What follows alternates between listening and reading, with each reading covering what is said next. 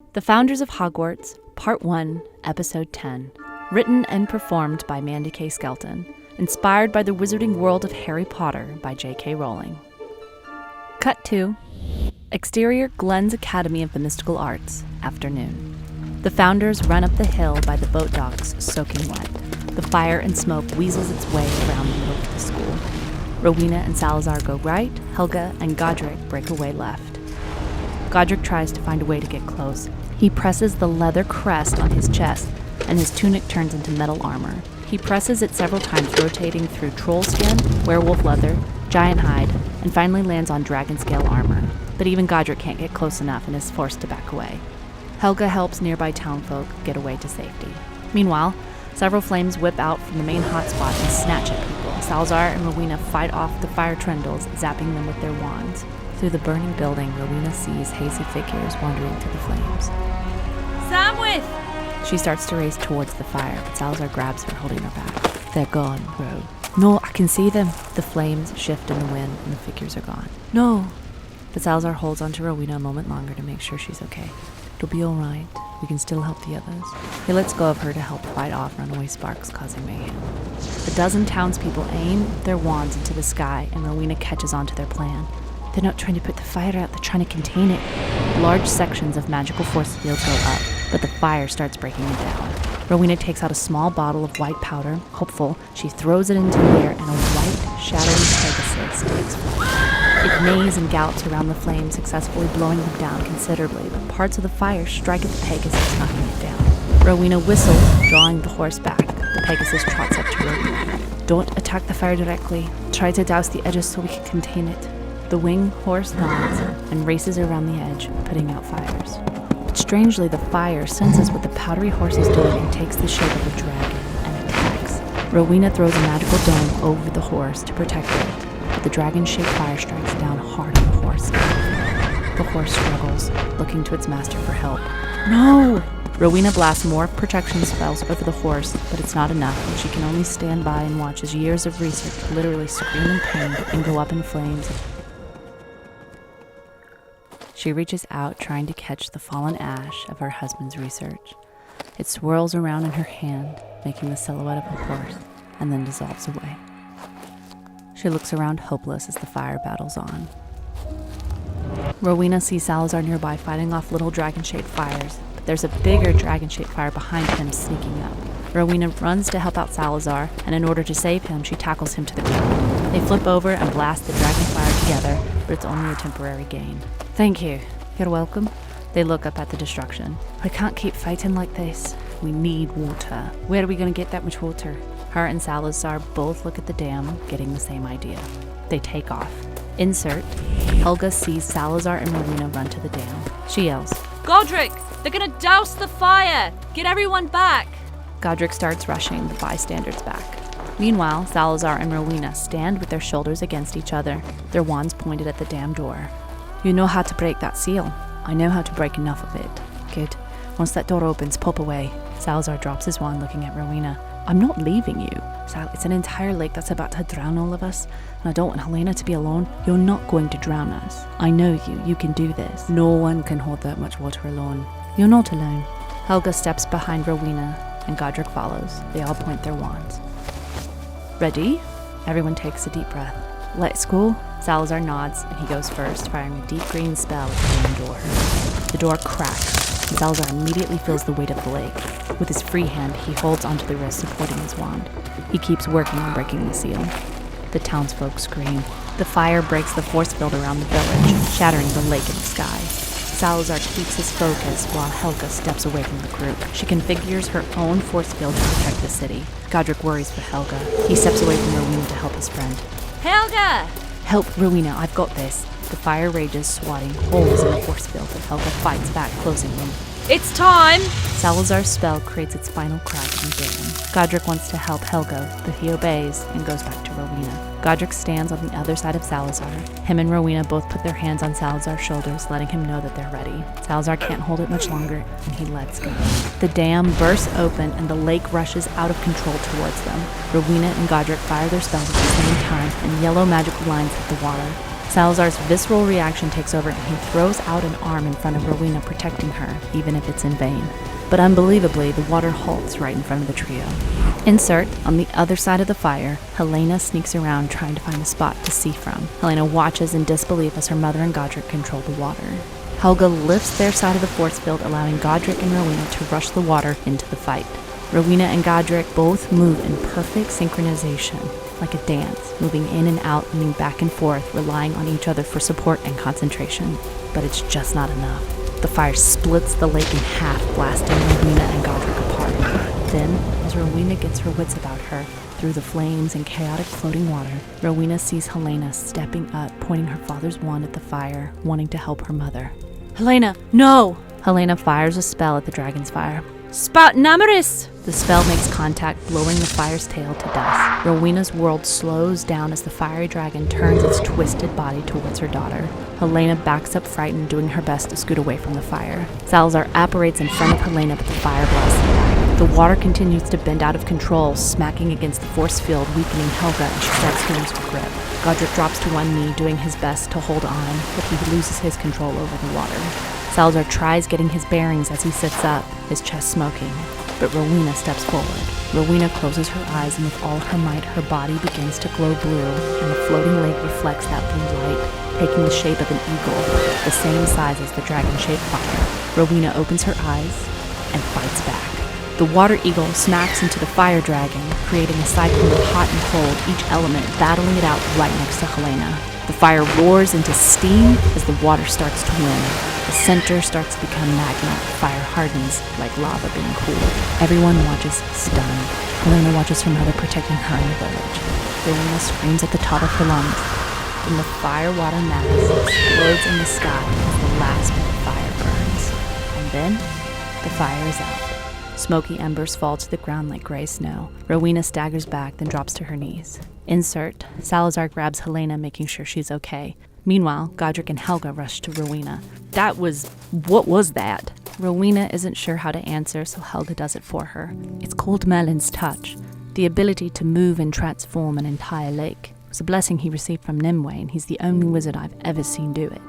Rowena tries to comprehend. Sorry, who's Merlin? Helga suddenly remembers what year it is. Mother! Relieved to not have to explain herself, Helga steps out of the way as Helena rushes up to her mother with Salazar right behind her. Helena flies into Rowena's arms, knocking them both over. I'm sorry for not listening. It's alright. I'm glad you're safe. Over her daughter's shoulder, Rowena sees several portraits of distinguished-looking witches and wizards that she used to admire when she was young, laying in the burned rubble. She lets go of her daughter, and her lungs give a jolt as she starts coughing. Mom, are you alright? The others look worried as well. Rowena removes her hand to reveal blood for the first time. She wipes it before anyone can see. Rowena fakes a small smile to her daughter.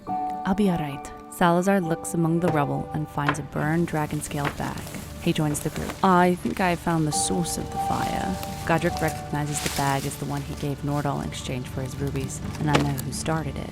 Wide shot. The ruined school lays to waste. The town comes out burnt, but alive. Fade to black. Fade in. Interior Londonwick Court of Lords. Next day.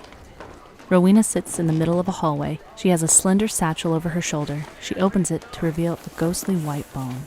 Salazar stands at the end of the hallway and Godric stands on the other. They both throw her encouraging nods. The door opens and Nordal exits. Riding as he walks, Rowena catches up to him. My lord, I wish an audience with you to discuss the Pegasus bone in my possession. Nordal doesn't even look at her when he speaks. Your request is denied. You haven't even heard my argument. I don't care. Whatever you desire, I will revoke. Rowena tries a different approach. There is speculation on how the fire at the magical school of Glen started. She tosses what remains of a black and tortoise dragon scale bag. A Turkish short temper, if I'm not mistaken. Godric stands by. Last I heard, you were the only person on this side of the country with that bag. The bag was recently stolen, no doubt. But imagine if the Queen found out that one of her subjects was preying on her students. No one will believe you. Rowena smirks at Nordal. You're willing to test that theory? Nordal spots Helga off camera and the color drains from his face. What do you want? I want to teach again. over my dead body. That can be arranged, but let's keep it civil, shall we? Allow me to keep the Pegasus bone. No. Rowena looks over her shoulder. I think I see the Queen. Nordal whips around. Helga is walking with the Witch Queen of Britain. Insert. Helga stares hard at Nordal while she speaks to the Queen. Your Majesty? Something has been brought to my attention. Yes, what is it, Lady Hufflepuff? Back to Rowena and Nordal. You know Lady Hufflepuff. She's very persuasive with royals, and since she believes that you caused that fire... No, Queen will believe you caused that fire. Nordal starts to sweat. Fine, you can keep your stupid bone. Rowena smirks and nods at Helga. Insert. Helga nods and smiles at the Queen. My lady, is everything all right? Yes, I have something for you. Helga magically brings out a dish. Oh, a cheese souffle? But what's the occasion? The Queen looks at Helga. Oh, I understand. It's a parting gift, isn't it? Helga nods, and her and the Queen finish their conversation from a distance. Back to scene. Rowena smirks at Nordal, fixing his collar. See, that wasn't so bad. She turns away from him, but Nordal has to have the last word. Your husband wasn't even smart enough to find a cure, and neither are you. After all this, only you could make him a failure, even in death. Rowena stops, livid. But when she turns to face Nordal, Salazar apparates right in front of Nordal, startling him. Godric and Helga flank behind him on either side as backup. Salazar steps forward. I'm going to stop you right there. No one here wishes for you to continue. Oh, the mighty Salazar, protecting once again the little raven. Salazar narrows his eyes. You forget, my lord, that Professor Ravenclaw purposely got caught and thrown in actual Muggle prisons for the sake of teaching, and not only has she escaped more burning stakes than all of us combined, she is more than powerful enough to magically obtain the water necessary to contain actual dragon's fire, saving thousands. So when I step to you, it is not for her benefit. Nordal stares back at Salazar. Helga chimes in. And if she attacks you, we will all deny it. Some of us might even help. Godric pulls on his sword, bearing a partial blade. Nordal backs away from the group, but his grin shows that he's not frightened. Rowena's voice echoes from behind the group. They part as she walks in between them. Something you said to me a long time ago really stuck with me. What was it? Oh yes, hold your tongue. Rowena magically pulls out a clay vase from under her cloak. Or I will hold it in a jar. Very poetic. She turns the lid. Immediately, Nordal tries to cover his mouth with both hands as blood spurts out between his lips. She taps the outside, and a magical clear ripple reveals the inside, which now houses a freshly severed fat pink tongue. Rowena tosses Nordal the jar. He drops it, but it doesn't break, it just rolls away from him.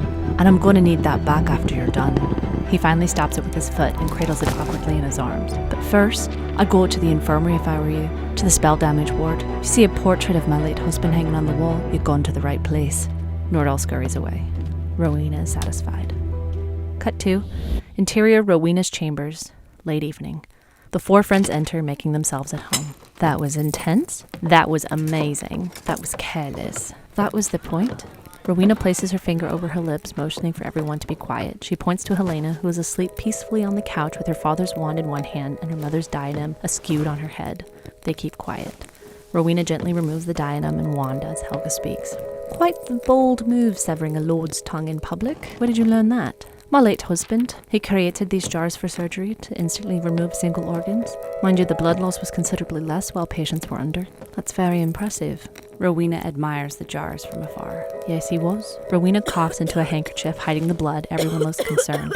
Dragon's lung is torturous if left unchecked. Are you sure you're well? Rowena shows the handkerchief, but it's wiped clean as a whistle. I'm fine, really, please. And I've appreciated your help.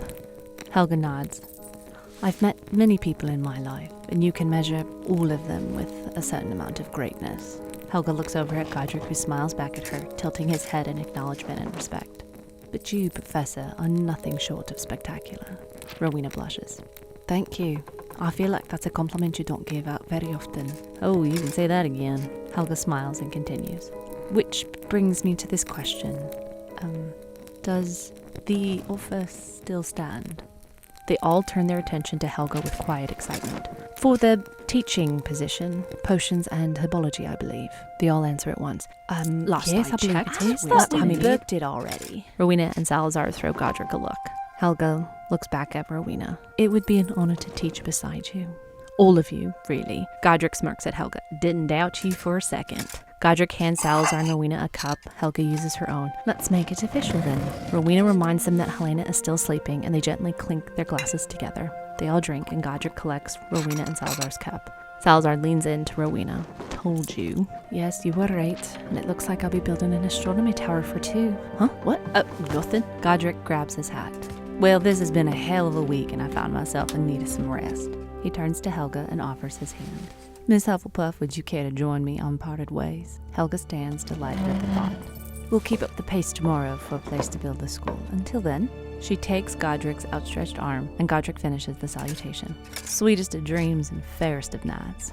Godric tips the brim to Rowena. Helga curtsies to Salazar, and she and Godric exit. Salazar hangs back with Rowena as she cleans up her research. How long have you been waiting to detach Nordal from his tongue? Since he mentioned it at trial, but there was never a really good opportunity. Salazar chuckles to himself, but his tone turns serious. Nordal will report you. He won't. He's too proud. Then he'll go after you himself. Let him come. He's already taken the most important thing from me. Not the most important thing. He motions to Helena asleep on the couch. Rowena shifts in her seat, knowing he's right, and brushes her daughter's hair back lovingly. Fade to black.